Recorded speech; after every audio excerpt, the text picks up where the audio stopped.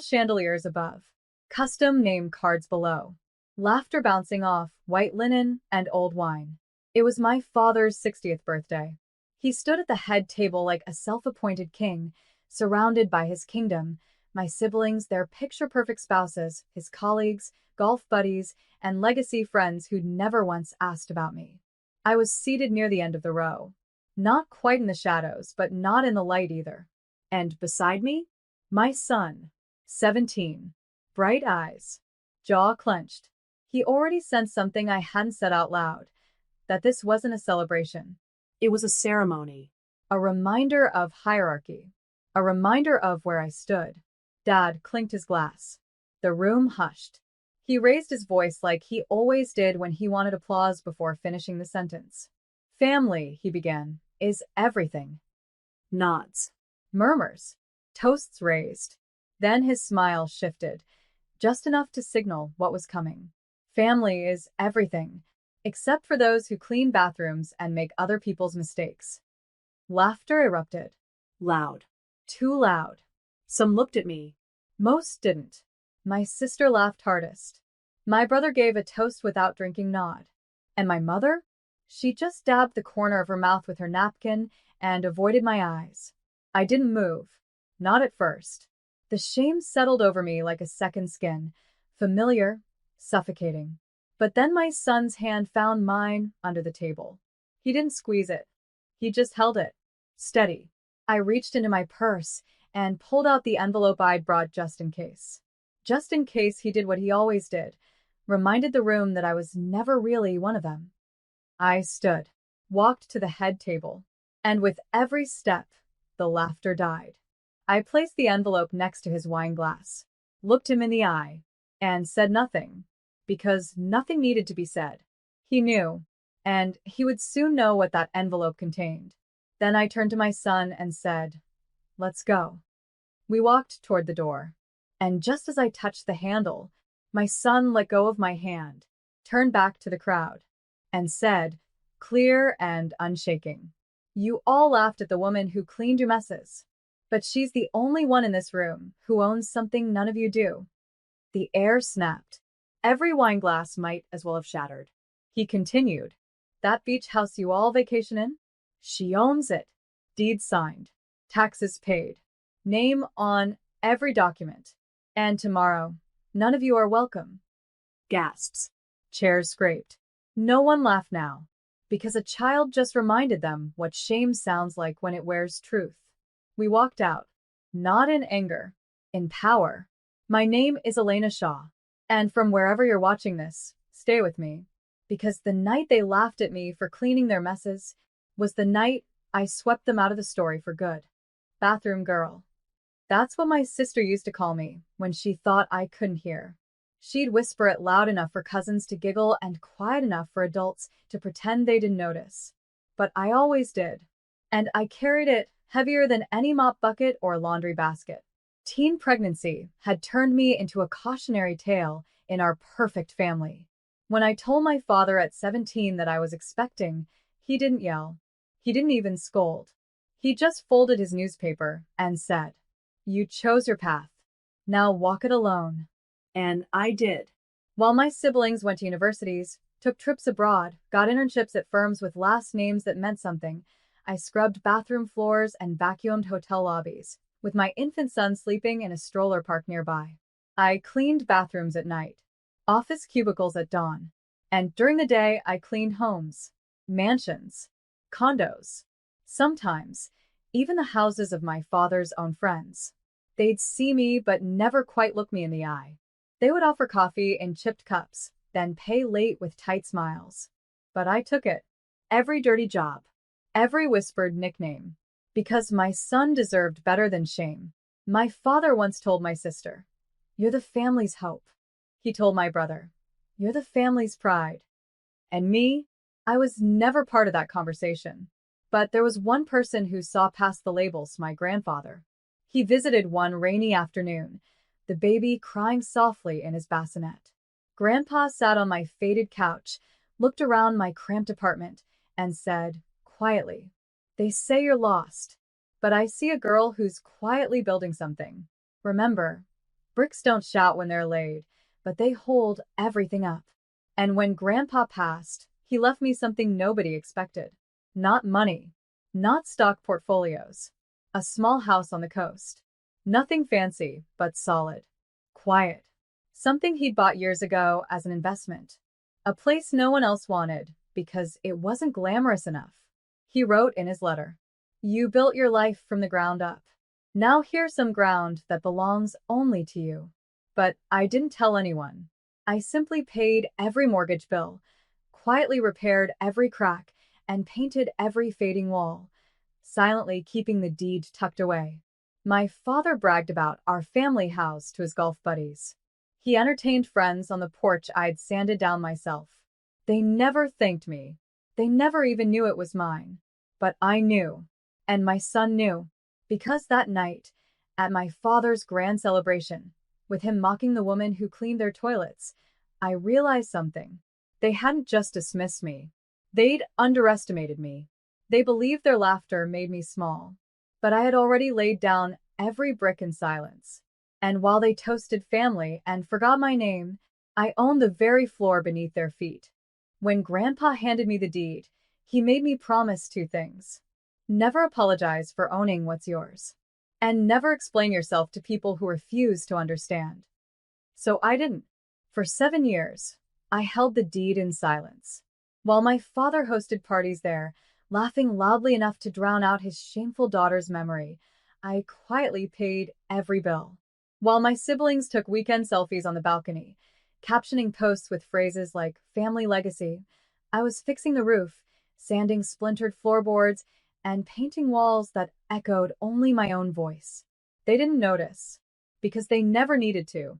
The day after my father's cruel toast, when the laughter had finally died and the embarrassment began to burn, the house phone rang off the hook. I didn't answer. The messages stacked up. From my sister, fake tears and feigned confusion. "Elena, why would you humiliate Dad like that? Call me back." From my brother, angry, entitled. "That property belongs to the family. You can't just claim it. Let's talk." But most of all from my father, voice tight, brittle as old paper. "Elena, this is ridiculous. You've made your point. Be sensible." Sensible. They still thought this was about proving a point. They didn't understand that I wasn't punishing them. I was protecting what had always been mine. When I first inherited the house, I went quietly to the courthouse and had the deed filed legally, precisely, under my name. I had the locks changed. I stored the papers safely. Grandpa knew this day would come. He knew my father would try to take credit, my siblings would treat it like a luxury hotel, and my mother would pretend not to notice any of it. But he trusted me to stand firm, quietly. And now, at last, I did. I returned to the coastal house alone, my son by my side. The sun was setting gently over the water, spilling orange and pink onto the porch I'd rebuilt by hand. We stepped inside. My son turned to me, thoughtful. "You never told them. You could have shown them any time." I nodded, watching the sea through the window. "I never needed them to know. I just needed to keep this place safe."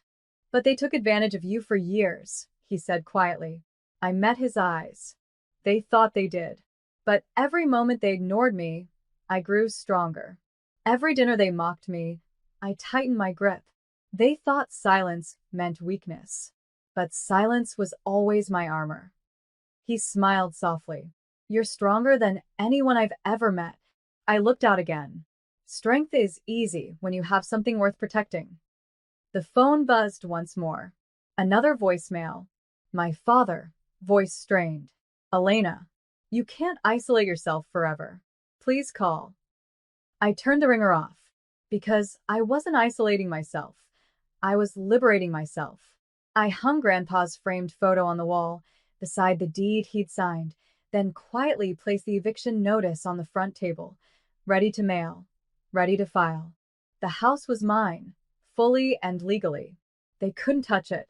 And as the waves crashed gently outside, I knew something deeply true. They never heard me in that ballroom. But here, my silence spoke louder than their laughter ever could. Leaving the banquet hall felt like stepping out of water after years of holding my breath. Behind me, the room was still suspended in stunned silence. My father's face had twisted from mocking confidence to shocked disbelief as he stared at the envelope, now opened, revealing the undeniable truth. The deed was mine. The oceanfront home they cherished and bragged about. It had never been theirs to give or take. Grandpa had quietly ensured that. But before I reached the exit, my son stopped abruptly. He squeezed my hand once, then gently let go. I paused, watching as he turned back toward the crowd, his shoulders squared, chin lifted, facing the sea of judgmental eyes. For 17 years, my son had quietly watched these people diminish me, dismiss me, and treat me like their disposable maid. But he was done being quiet. The room stilled, every eye on him. Then, clearly, steadily, he spoke. You all laughed at the woman who cleaned up after your messes. But none of you realized she owned the very ground you stand on. That beach house you bragged about, the one you vacationed in without ever thanking her, it belongs to her. Not Grandpa, not any of you. Her. No one moved. Not even my father, whose face had turned a shade paler. My sister's forced smile vanished, replaced by an expression caught between confusion and dread. My brother's eyes darted toward the envelope, searching for a way out. There wasn't one. My son's voice grew stronger, carrying the confidence I'd always hoped he'd have, but feared he'd lose in the shadow of our family's cruelty. For years, you pretended my mother was beneath you because she cleaned your floors. But she was quietly building something none of you could ever buy, dignity. And now, she's taking back what was hers all along. Someone cleared their throat nervously. My father started to speak, to regain control, but my son raised a hand calmly. Don't. You've said enough. You made your toast, and now we've made ours. He turned back to me, steady, sure.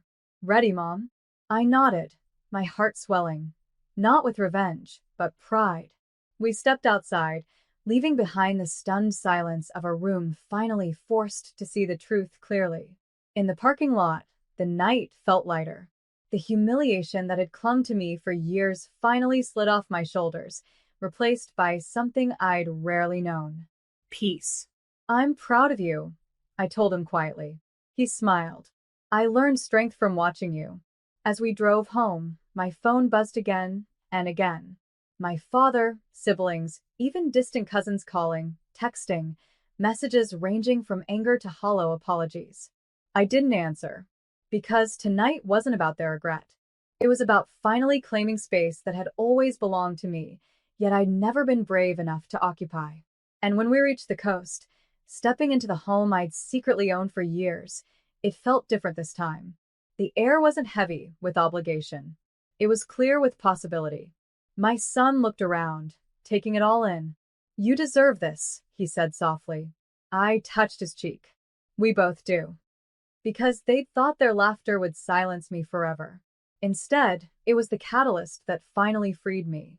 And now, standing in this house, built on quiet dignity and reclaimed strength, I realized something powerful.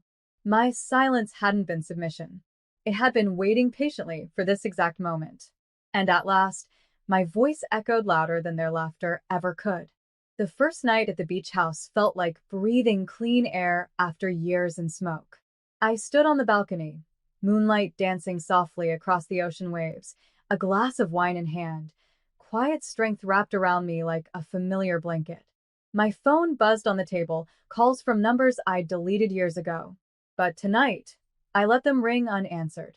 My family's panic, their anger, their demands, I no longer belonged to any of it. By morning, the messages had piled up. My sister, voice tight. Elena, you've made your point. Stop this. My brother, pretending sympathy. Dad's crushed. Think about what you're doing to him.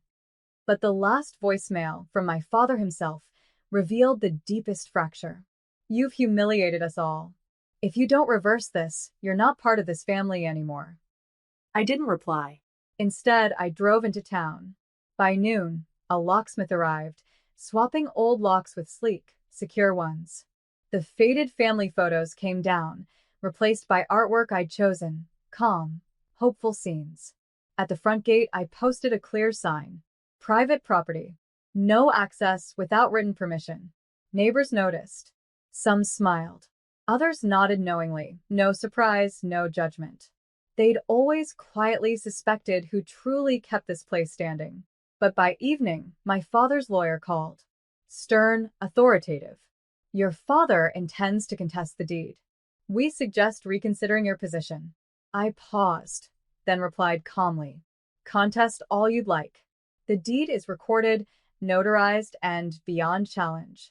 Tell my father he's welcome to waste his money, just like he wasted years mocking the daughter who quietly outgrew him. The line went silent. Then, softer. Understood. Days passed. I cleaned every inch of that house, my house, removing fingerprints of family who never loved me. Furniture rearranged. Fresh paint. New linens. Each change a small victory, each room a reclaiming of myself. My son watched quietly, pride shining in his eyes. They're scared now, he said softly one evening. Why? He smiled.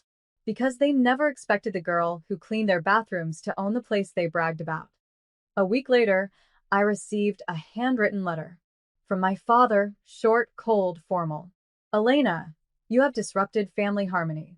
For the sake of peace, return the property. We're willing to discuss conditions. I replied with one line. Harmony died when your laughter drowned out my worth. I never heard from his lawyer again. Days later, another letter arrived, different handwriting this time. Gentle, shaky.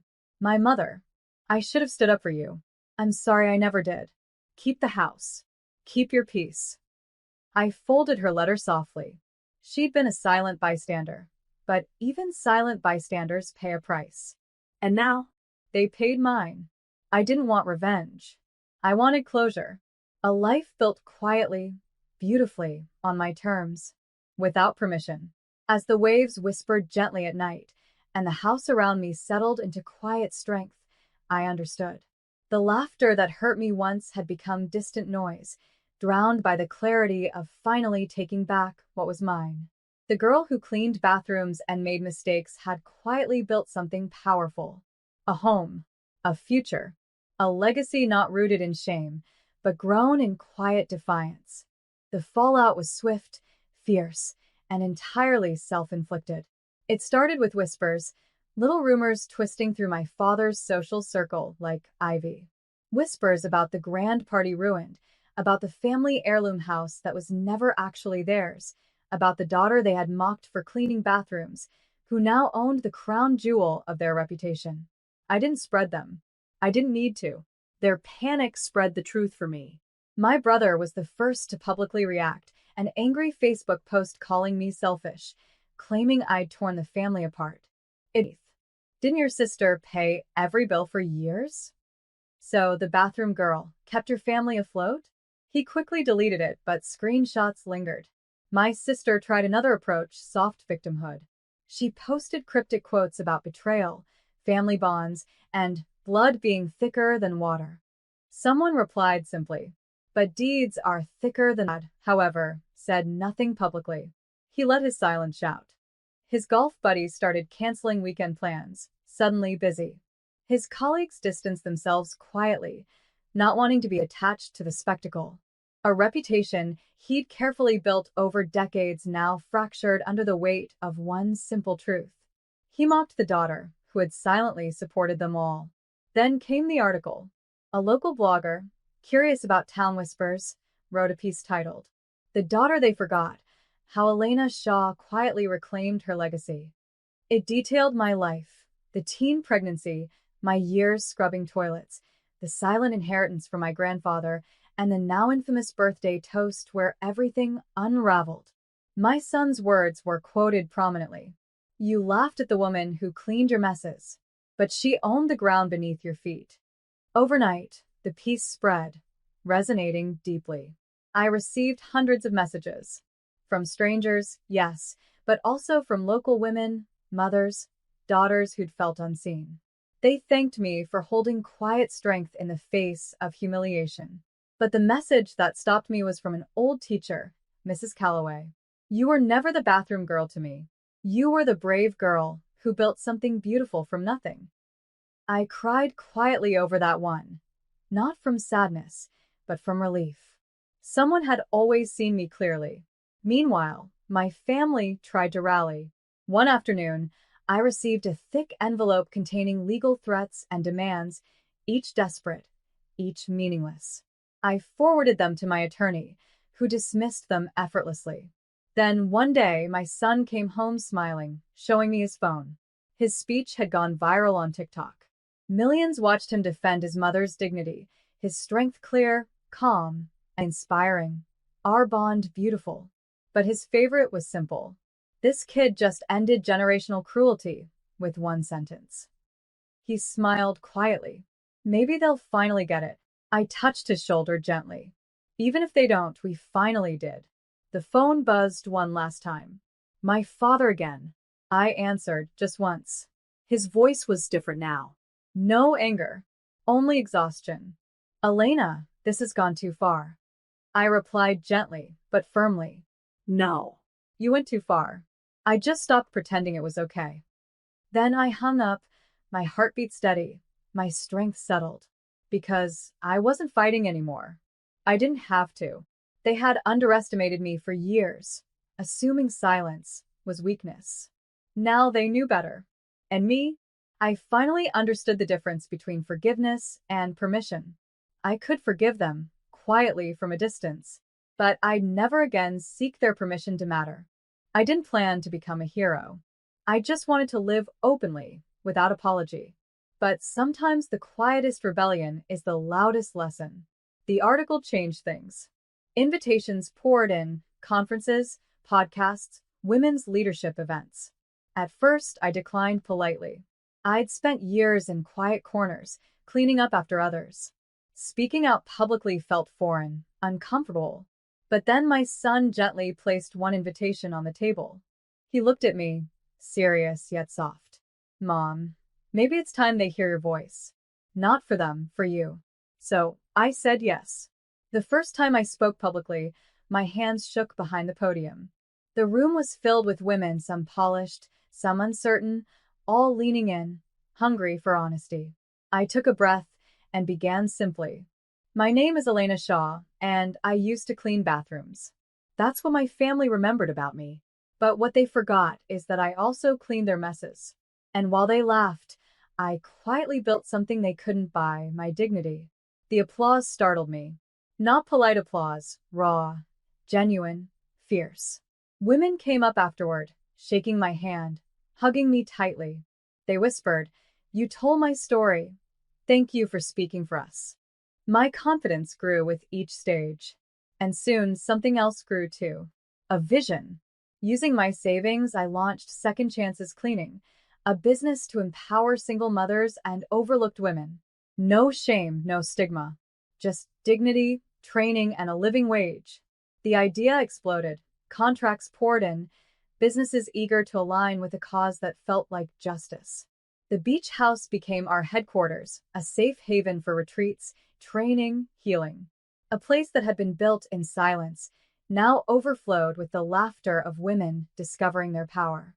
One evening, my son stood beside me on that familiar balcony, looking out over the ocean. "You built something amazing, Mom." "No." I smiled. "We built this. You stood up when I couldn't. Your voice gave me back mine." He nodded softly. "But you taught me courage. Every silent sacrifice. Every late night scrubbing floors so I could sleep safely." Then he handed me an envelope. "What's this?" I asked, cautious. "Open it." Inside was a college acceptance letter, full scholarship. "I got it," he said quietly. "I'm going to study law. To defend people like you. People who deserve a voice." I hugged him tight, pride fierce in my chest. He'd become exactly who I'd always dreamed he could be, strong, kind, unbreakable. That weekend, the women of Second Chances surprised us with a gathering. They filled the house with laughter, hope, and celebration. Flowers covered the tables, lights twinkled softly, music played. And when I stood up to thank them, one woman raised her glass. "To Elena, the bathroom girl who cleaned up our shame and became our champion. Everyone cheered, because the name once meant to mock me had transformed into something powerful: resilience, Pride. ownership. I smiled, lifting my glass. But the toast I held silently in my heart was simpler. To the girl they thought they buried. To the woman who quietly grew through concrete. To the mother whose child finally silenced the laughter. Because my rise wasn't revenge, it was reclaiming. And I had reclaimed every moment, every inch, every breath of my life. The knock at the door was soft. I knew who it was before I opened it. Standing outside was my father. Older now, shoulders slightly bowed, expression quiet in a way I'd never seen before. "Can we talk?" His voice lacked the edge it once carried. I considered closing the door, sending him away like he'd done to me countless times before. But instead, I stepped onto the porch. We stood together in the soft, golden dusk, ocean murmuring in the distance, gentle as a whisper. "I didn't come to fight," he began quietly. "I've done enough of that. I don't need apologies," I said calmly. "It's too late for that." He nodded, looking toward the sea. "I know. I came here to admit something I never had the courage to face." I waited silently, giving him space. "You were always stronger than us," he continued softly. "Stronger than me. You took everything we threw at you, the jokes, the cruelty, the silence, and you quietly turned it into something good." His gaze shifted toward me, eyes damp but clear. "I mocked you that night because it was easier to laugh than admit you'd grown into someone far beyond what I could control." I didn't respond. I just listened. "When you left that envelope on the table, it wasn't just the deed you reclaimed. It was your dignity, the dignity we should have honored but never did." For the first time, his voice broke slightly. "I'm proud of you, Elena. Proud you built something beautiful, even though I spent years telling you that you couldn't." I exhaled slowly, the ocean breeze lifting my hair gently. "I didn't build it for your pride," I said softly. "I built it because you left me no other choice. And now that it's built, it doesn't need your approval to stand." He nodded, understanding fully. We stood in silence a moment more, the space between us no longer filled with resentment, just quiet acceptance. Finally, he spoke again. "Can I ask for one thing?" I waited. "Forgiveness." I paused, then replied honestly. "I forgave you a long time ago. Not for you, but for me. I won't carry the bitterness you gave me. But forgiveness doesn't mean letting you back in." He accepted this without protest, quietly respectful. "Thank you for letting me say my piece." He turned slowly, walking away down the path, shoulders still bent, but lighter now, as though he'd finally put down a heavy load. My son appeared quietly at my side, watching him go. "You okay?" he asked gently. I smiled softly. Yes. "Because I no longer need anything from him, not even an apology." He nodded, calm, wise beyond his years. "You gave yourself everything they withheld from you." I touched his shoulder gently. "No," I corrected quietly. "We gave each other strength to reclaim our story." We stood there until the sun dipped fully below the horizon, its colors fading gently into darkness. I closed the door, locking it securely, locking out the past that no longer defined me. In the quiet of my home, surrounded by memories I had chosen, I felt peace. And my final thought was this: they once laughed at me for cleaning their messes, but the woman they mocked had quietly built something no one could ever tear down. They said I was nothing, but from nothing, I built everything. And now, standing quietly on the foundation I poured, I finally learned my voice never needed volume.